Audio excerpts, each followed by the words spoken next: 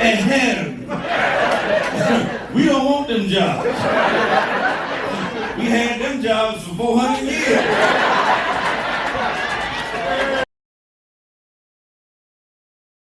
Follow the hat, kiss my hat. Follow the hat, kiss my hat. I am here with Shuler King. I am here with Shuler King, fresh off stage, the Comedy Zone, Greensboro, North Carolina, from Sumter, South Carolina. They say he could play Bernie Mac. I say he gonna play Bernie Mac because ain't gonna go no other way. You can say what you want to say. Let the eyes tell it. Let the hat tell it. How you feel today? I'm good, bro. I'm good, man. I'm glad we made it. You know, God gave us some traveling mercies, allowed me to do what He blessed me to do one more time. So I'm good, man. Good, good. Being from South Carolina to being all over, I'll see you on Instagram all the time. I wake up in the morning, get a good laugh from you, bug out. You're all over the place with it. What's the motivation and what keep you going with it, man? Just keep you on these stages. Right, You stay right. booked up, you stay busy. Right now, biggest motivation is them kids that wake me up in the morning. They gotta stay fed, you know what I mean? But nah, man, anytime, once you find out what your purpose is, you know what I mean, your gift that God gave you, that's it. Just living in that gift. That's it, man. Walking that path, regardless of whatever it brings, just doing what God gave you, put you here to do. That's the biggest motivation, knowing that because that's how He can use you. You know what I mean? That's how God can use you when you doing what you're supposed to do and being obedient to Him. You know what I mean? Then that way He can use you and you can be a blessing to other people. So that's the biggest motivation. Definitely. Yeah. Keep letting them use that. Keep letting them use you, man. Keep letting them use you. You're doing a good job. I want to say, you bugging out on Joe Biden tonight. You bugging out on Joe Biden, man. Leave Joe Biden alone, man. He ain't did nothing. You bugging out on Trump. Leave Trump alone. Trump ain't did nothing, man. I get it. But see, this how it is, right? You got some people who want to stay on one side. You got some people who want to be on the other side.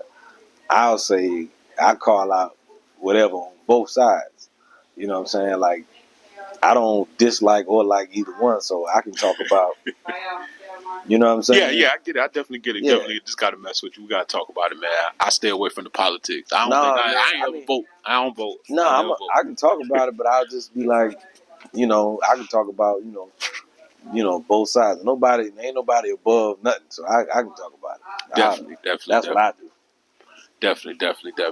So, what we can expect you next? What can we expect you on the tour next?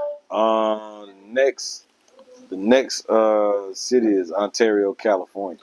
That's the other city. I gotta look at the schedule. I gotta look at the schedule. Next schedule is, but the next city is Ontario. Whole weekend. Okay. Yeah, I do good in Ontario too, man. Last time I was there, Snoop Dogg's wife came to my show. Snoop Dogg wife. Yeah. She even smoking, ain't it? Nah. Hell nah. She cool as hell. Nah, they So I tell you, a cool thing to have it right. So she came to the show and I didn't know she was there. Really? Yeah. Snoop Dogg wife. Okay. Yeah, boss lady. I didn't know she was there, and then she liked the show so much she had me fly back out to do an event, like their cousin's birthday party at their compound, and they flew me and my wife out there, and she was so cool and gracious with my wife, like they turned into our favorite couple, like, you know what I mean, because of how much love and respect, how respectful they were to us, you know what I mean, because like honestly, if you didn't know who Snoop and his wife were, and they walked in the room, like you wouldn't know that they were famous like that. You know what I'm saying? Humble like. Oh, bro, like yeah, super. Big shout out to Snoop Dogg and the boss lady. I'm gonna say a little story I got about Snoop Dogg. I used to try to rap back in the day, right? Yeah. I used to try to rap. I want to be a rapper. I want to be Snoop Dogg. I want to be Nas. I want to be Wu-Tang Clan. So I used to play music in my house, playing the rules. I'm playing Wu-Tang Clan. My mom like, turn that off. I don't like it. They cussing. I'm like, all right. I turned Snoop on. I like that. I'm like, hold on. I can't play Wu-Tang, but I can play Snoop. For some reason. I said, hold on. Why he doing more cussing? I like the way his voice sounds. Yeah, Snoop got a way to. That's why he's like I promise you, when we was at the compound that they got, it's like I never saw Snoop walk in the room. He just appeared. Okay. And then, like, we was having a conversation. I was actually talking to his father. Yeah. And then we just look up, and then he was like, Snoop got that aura, like, show enough. Yeah, Last yeah. But the light is blue. It ain't red. You know what I'm saying? It's blue, respectfully. You know what I'm saying? Okay. So yeah, but nah, Snoop got a whole aura around him. Shout out to Snoop, man. We're gonna switch it up a little bit. Big shout out to Snoop and Boss Lady and Triple OD, his daddy. Okay, born and raised in Sumter, South Carolina. Born and raised in Sumter, South Carolina. What was it like? A small town. What can you say about Sumter? Oh man, Sumter, Jesus. You from Sumter? I'm from Sumter. Yeah, we know like Sumter was like, it was wild. Like where the area where we grew up at, it was a wild. Like it was a lot going on. You know what I'm saying? But you know, it was a lot of love because all the neighborhood kids mess with each other. Like we all, you know what I mean, we're together. So it was kind of like old school in that way. But when we was coming along, you know what I'm saying, we was coming along doing like the foot end of the crack era. Yeah. You know what I'm saying? So we saw a lot of that chaos as we were growing up. So, you know what I mean? You know, it was a lot of good stuff. I mean, you could run next door, bar a cup of sugar, you know what I'm saying? And we played basketball in the back of Kevin and Antoine yard. And, you know what I'm saying? All that other kind of stuff. You used to do tricks on the bike. I remember that. Don't do that to me right now, man. No, don't do that. You was the only one that knew how to do a handstand on the bike back in the day, bro. You're taking it too far, man. I remember that. Okay. But then, at the same time, there was people fighting in the street sometimes. Yeah, you know what I'm saying? You know, and people would get shot. We had, you know what I mean, we had everything that any other hood got. You know what I'm saying? It's good to see we made it away from there. And a lot of us did. Good things, bringing laughter, making people laugh. Something I love. Yeah. It's good, man. This ain't like an interview. I just really want to talk to you. That's what I'm saying. Like it. Caught up. I know we supposed to talk and got up and we got caught up. You know, you were real busy, but just to thank you for your time and everything, man. I gotta ask you ever thought about doing any acting? I gotta ask you. Yeah, man, I actually did some small level stuff. I always got to give a shout out to Pierre. He did a movie called Slice 2, put me in that. Slice 2? Yeah. You shout know, out to Pierre Edwards, who did Baps with Halle Berry. Okay. He played Halle Berry's boyfriend in the movie. Okay. Yeah, man. You know, Pierre's my dude. He did How to Be a Player too. You know what I'm saying? Yeah, so he put me in that. And I did a few other, you know what I'm saying, little acting gigs. You know what I'm saying? I did some stuff with Desi Banks. You know what I mean? Yeah, that's my dude. So, yeah, man. But nah, man, you know, yeah, definitely. I want to definitely get into more of that. We got to get him to play that. We're going to get him to play Robin Harris, Bernie Mac. Robin Harris, Bernie Mac. We're going to let the crowd pick. He going to play Robin Harris and Bernie Mac. If anybody play it, they leaning toward more Bernie Mac. But any of them, you play any of them, be wonderful, man. I got to gain more weight to play Robin, and I got to get taller to play Bernie. Oh, my goodness. So we'll see what's what. Follow the eyes, man. Follow the eyes, follow the hat. Had me rolling. You had me rolling with the what joke that was? You was talking about what it was? We was talking about made with Bill Wall, man. I don't know my home do it, but my cousin will. Oh yeah, hell yeah, man. You know what I'm saying? Like, as you know, it's crazy. I'm talking about the Hispanics. You know, it's a bunch of them in our neighborhood now. In our old neighborhood. Yeah. They took it over. I ride through the old neighborhood. I be like, dang, man, like half the neighborhood is Hispanics now. I remember one time it would be maybe 3 white people, and everybody else be black. Yeah, they're definitely doing their thing. You know, they let them do their thing. They're right, but they work in the building and doing all that other kind of stuff, man. I mean, my whole point with that joke is like everybody need each other. Yeah.